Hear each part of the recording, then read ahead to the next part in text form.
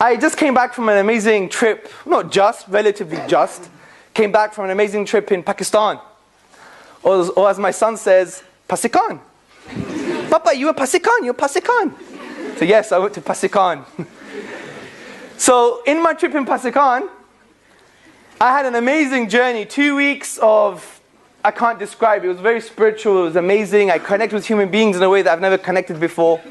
And I connected with my own stomach in ways I never connected before. I had a chapli kebab. Do you know what chapli kebab is? It basically means a slipper kebab.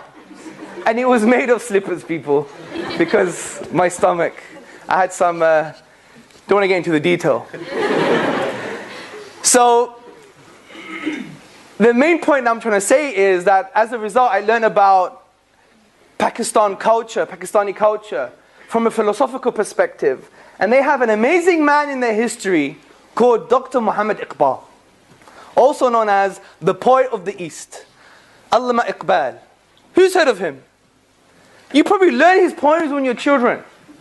He's an amazing character, and I've just read recently one of his amazing gems that made me speechless. And he said, and I'm paraphrasing, that in the East, our philosophy and thinking has been consumed by the question, does God exist? But then he says and asserts, I want to give everybody a new question, one that's relatively new, especially for the East. And that question is, does man exist? Saying it, my hairs are on end. Now the shallow amongst us will say, obviously we exist. Duh. Okay? Let me just really get that internal thinking out of your mind at the moment. Let me just wash it away for a bit, yeah? But what is Muhammad Iqbal trying to say? Forget the question, does God exist? I have a new question for you. Do you exist? Does man exist? The most profound question we don't even ask ourselves. We're always externally looking all the time. But what does the Quranic discourse say? وَفِي أَنفُسِكُمْ أَفَلَا تُبْصِرُونَ. And in themselves, do they not see? أَوَلَمْ يَتَفَكَّرُوا فِي أَنفُسِهِمْ. Do they not reflect within themselves the inner physiological and psychological and spiritual dimensions of man? But it's even further. And there is an even further question here, which relates to the question, who are you? Do you really exist, the sense of self, you? Are you you? Who are you?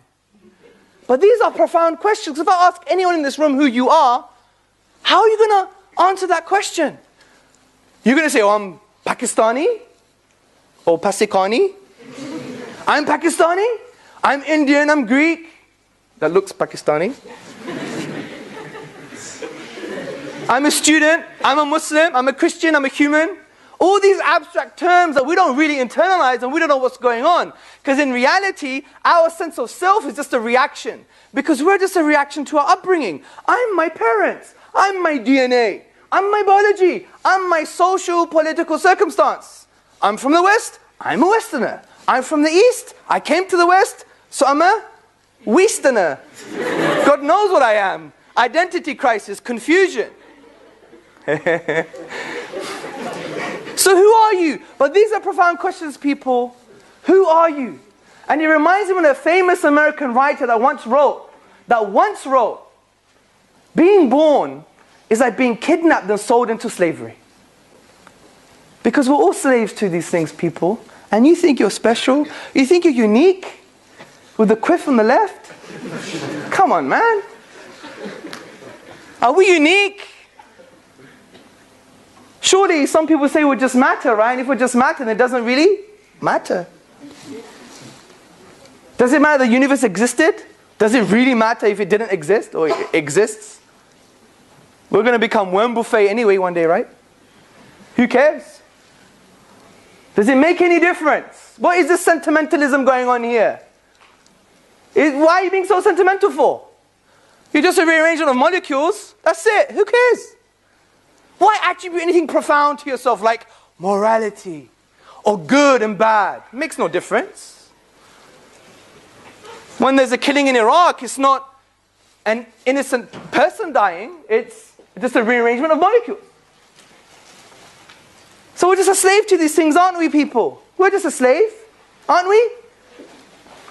But you don't like to think like that, do you? You're going to be a slave to these material, blind, deterministic processes? That I'm just a reaction to my society? To my upbringing? To my DNA? To social biological context?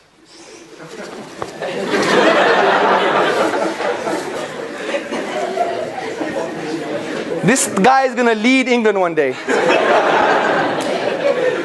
Because he must have such bravery to walk past me like that in the middle of my lecture. With his hood on.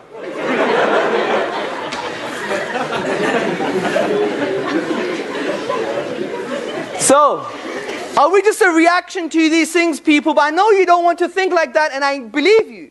Because I don't believe I'm a reaction to these things. But how are we going to free ourselves from these things, people? How do we free ourselves from these things? Because we're always slaves. Your whole concept of freedom, there's probably a secular society in this campus, or a liberal society, what God knows what. And freedom is such a divine thing for them. It's like gospel truth. You must be free, liberty, freedom of speech. I'm free to do what I want, as long as it doesn't harm anyone. These concepts are very religious these days. But they're just bakwas. From the Pakistani perspective. Bak means like chit-chatter, right? But it's true. It's just, philosophically they have no basis. Don't get me wrong, I like these principles, the Islamic principles, especially freedom of speech, which I'm so oft misquoted about. That freedom of speech or liberty to express yourself actually came from the 9th century in the Islamic tradition. Many people attribute liberty to express yourself from the Islamic tradition, so it's part of our heritage. But philosophically, from an absolutist perspective, we're all slaves. And there's 3 types of slavery in the Islamic tradition. Slave to the lower self, to your desires, to the nafs, to the ego. Slave to social processes, as the Quran says. Are you going to follow your forefathers, even if they were based on falsehood? Very existential question. You're just going to react to them? Who are you? Or you're a slave to God. And by being a true servant to the divine, you free yourself from these things. So in our pursuit of happiness and our pursuit for freedom, the light at the end of the tunnel is the divine from this perspective. And I challenge anybody from an existential point of view, what it means to exist, if they could challenge this process. You're either slave to yourself, to others, or to the divine. So I think Muhammad Iqbal had a very good point.